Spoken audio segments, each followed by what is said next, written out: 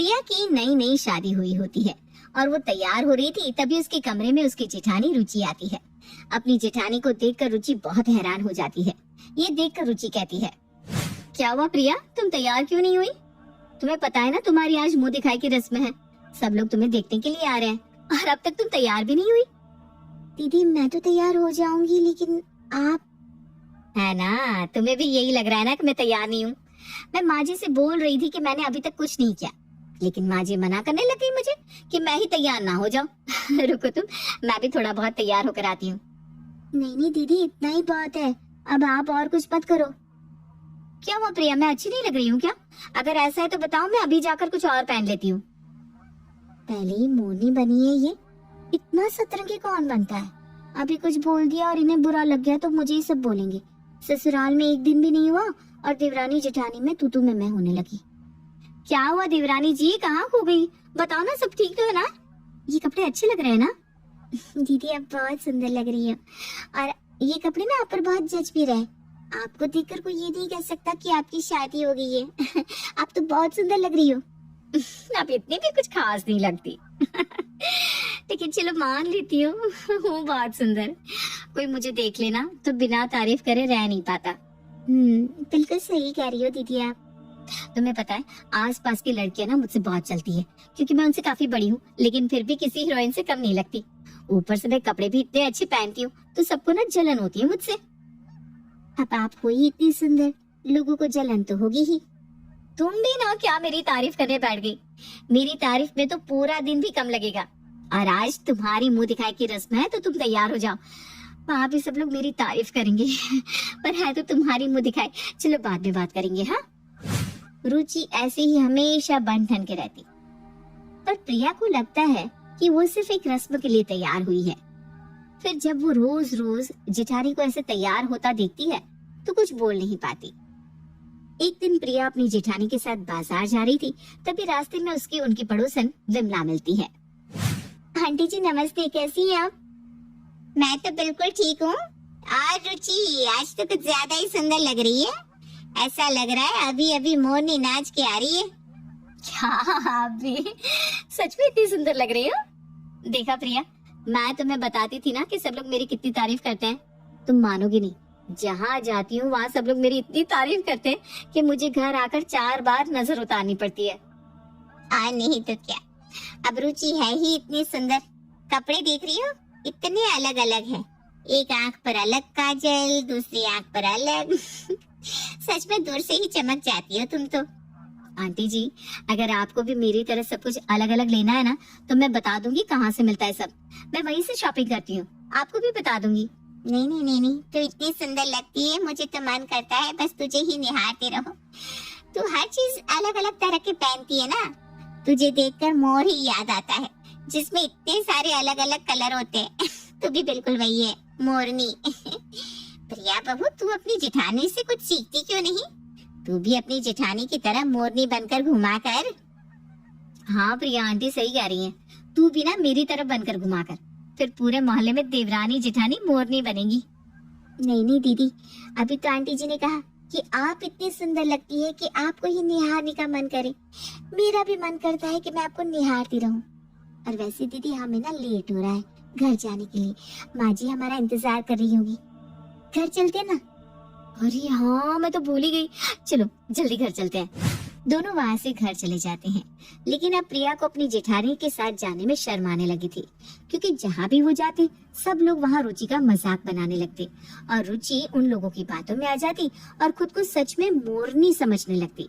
कुछ दिनों बाद रुचि अलग अलग कलर की साड़ी लेकर अपनी ननद ज्योति के पास जाती है और कहती है, ज्योति जरा ये दोनों साड़ी देखो और बताओ इनमें से कौन सी ज्यादा अच्छी लग रही है। वो क्या है ना, मुझे एक फंक्शन में पहननी है, मैं सोच रही हूँ कौन सी पहनूं, बहुत परेशान हो गई हूँ। भाभी, अब कौन से फंक्शन में मोरनी का डांस करने जा रही हो? अरे हमारे घर के फंक्शन की बात कर रही हूँ। हमारे घर पर परसों सत्यनारायण की कथा है ना, तो मैं सोच रही हूँ सत्यनारायण की कथा में मैं कौन सी साड़ी पहनूंगी, इसलिए ना मैं तुमसे सजेशन ले रही हूँ। वैसे तो मेरी पसंद बहुत अच्छी है, सभी लोगों को पसंद आती है, बट इन दोनों साड़ी में कंफ्यूज हो गई हूँ।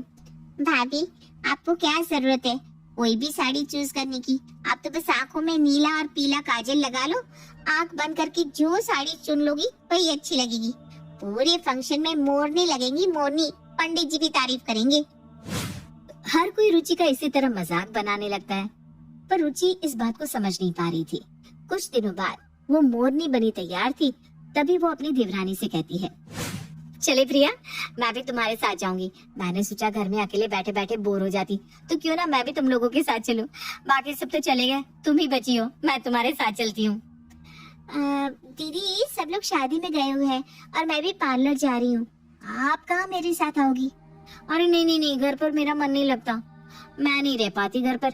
मैं तुम्हारे साथ पार्लर ही चलती हूँ ना, मैं भी कुछ करवा लूंगी। वैसे जरूरत तो नहीं है मुझे। उनके साथ पार्लर जाऊंगी तो पार्लर वाली भी मजाक बनाएगी इनका। इनका क्या है, इन्हें तो कुछ समझ में नहीं आता। मजाक तो साथ वालों का बनता है। वैसे हर जगह इनकी वजह से मेरा भी मजाक बन गया, अब वहाँ पर भी नहीं बनवाना मुझे। चले प्रिया।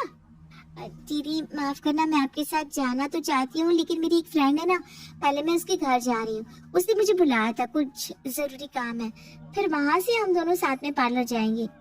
अगर आपको पार्लर जाना है तो अपने पास वाले में चली जाइएगा। अच्छा मैं चलती हूँ, शाम को मिलूंगी आपसे। बस अपनी जेठानी के साथ न जाना पड़े इसलिए प्रिया वहाँ से झूठ बोलकर जल्दी चली जाती है। धीरे धीरे कई दिन निकल जाते हैं।